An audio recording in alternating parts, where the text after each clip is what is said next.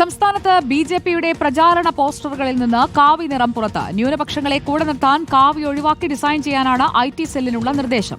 അതേസമയം കേന്ദ്ര പദ്ധതികളുടെ ക്രെഡിറ്റിനായി ബിജെപി അധ്യക്ഷനും കേരളത്തിൽ നിന്നുള്ള കേന്ദ്രമന്ത്രിമാരും തമ്മിൽ പോസ്റ്റർ യുദ്ധം തുടരുകയാണ്.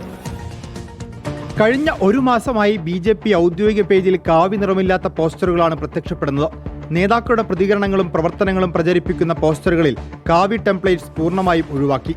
ന്യൂനപക്ഷങ്ങളെ കൂടെ നിർത്താനും വിശിഷ്യ ക്രിസ്ത്യൻ ഔട്ട്റീച്ച് പരിപാടിയുടെ ഭാഗമായിട്ടുമാണ് കാവി മായുന്നത്.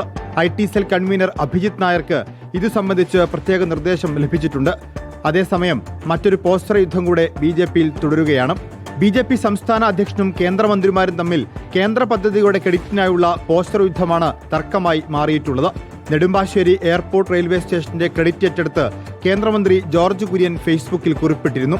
അതേ പദ്ധതിയുടെ ക്രെഡിറ്റിനായി ബിജെപി സംസ്ഥാന അധ്യക്ഷനും ഫേസ്ബുക്ക് പോസ്റ്റിട്ടു. സംസ്ഥാനത്ത് വന്ദേ ഭാരത് ട്രെയിൻ അനുവദിക്കപ്പെട്ടപ്പോഴും ഇതേ അവകാശവാദം സംസ്ഥാന അധ്യക്ഷൻ ഉന്നയിച്ചിരുന്നു. ഈ ക്രെഡിറ്റ് തർക്കത്തെ പരോക്ഷമായി വിമർശിച്ചാണ് മുൻ അധ്യക്ഷൻ കെ സുരേന്ദ്രന്റെ പുതിയ കുറിപ്പ്.